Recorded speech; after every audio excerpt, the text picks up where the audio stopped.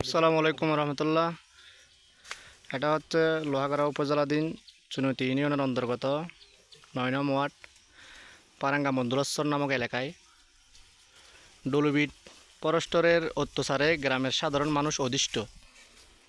আমাদের এই এলাকার মধ্যে 99% মানুষ হচ্ছে জীবিকা নির্বাহ করে চাষবাস এবং পানার বরসে এই ক্ষেত খামারগুলো করে। পান শ্রমিকগুলা ওদের পারিবারিক সামাজিক সবগুলা সেটেল করে পানাবরের কার্যক্রম সম্পাদন করে পান বিক্রি করার মাধ্যমে।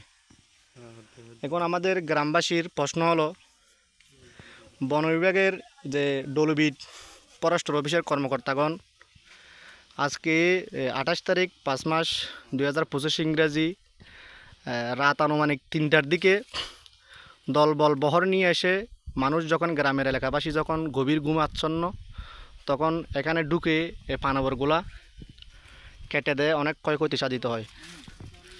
এই পানাবরটি মিনিমাম 10 শতক অর্থাৎ 5 ঘন্টা জায়গার উপর নির্মিত করা হয়, যাহার আনুমানিক ক্ষয়ক্ষতির মূল্য হচ্ছে 3 লক্ষ টাকা। আপনারা দেখেন পানাবরের পান গাছগুলা কীভাবে ছিঁড়ে ফেলে দেওয়া হয়েছে এবং পানাবরের অবস্থাটা কীভাবে বিপন্ন করে দিছে। মোটামুটি একটি পরিবার রোজগারের উৎস, ওই পরিবারের মধ্যে ফ্যামিলি সংখ্যা হচ্ছে প্রায় 8 থেকে 9 জন।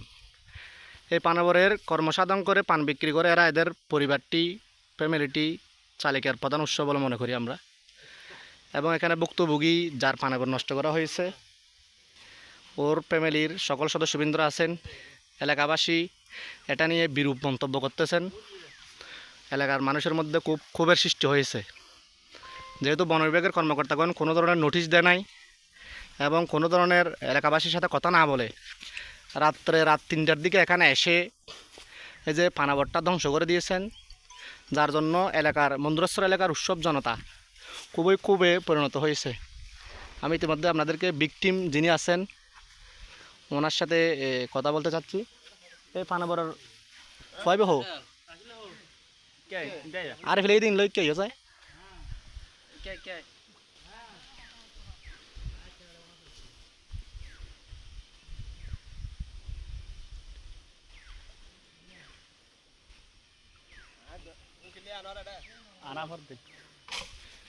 এই ছেলেটি হচ্ছে যাদের পানাবর নষ্ট করেছেন ওদের পরিবারের একজন সন্তান। আমি এর সাথে কয়েকটি কথোপকথন করতে চাচ্ছি। পানাবর ইয়ান তোয়ার নেই ইয়ান লাগাই দোনো মানে কতদিন ওর তোয়ার আর বন বিভাগের কর্মকর্তা হল কোনো ধরনের কথাবার্তা হইল না পানাবরের বিষয়ে। হ্যাঁ 1 লাখ টিয়া চাঁদা তোয়াইয়ে পানাবর ইয়ান লাই 1 লাখ টিয়া চাঁদা তোয়াই দেয় বুঝতে 6,000 টিয়া দিবার হতা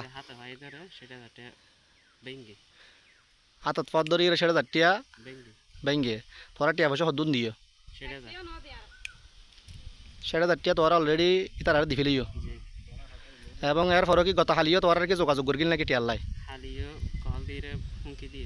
হুমকি দি কি হইয়ে অফিসে দেখা গিলে নগর টিয়া কিলে নদর ইয়ান ফুসল্লর এখন তা আপাতত তোর তো ইয়ান সারা আয় রোজগার করিবার মতো আর কোনো উৎস নাই। এই পানাবর ইয়ান দিতে তোরা হলে জীবিকা নির্বাহ কর তোর আব্বা হড়ে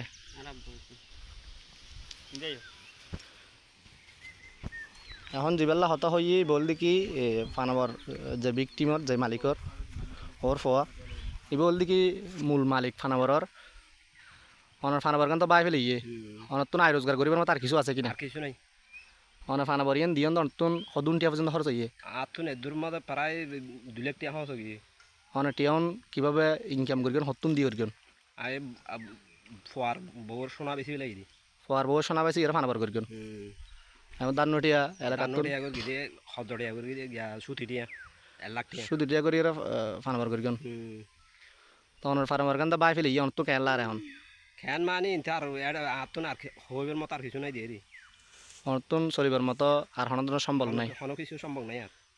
হ্যাঁ ঠিক আছে। আর ইয়ান প্রশাসনের কাছে সরকারের কাছে দাবি জানাই যাতে গ্রামের অসহায় মানুষ শুন কীভাবে চলাফেরা করতে ব্যবস্থা দিতে পারবেন। আর বাদ দিয়ে এলাকাবাসী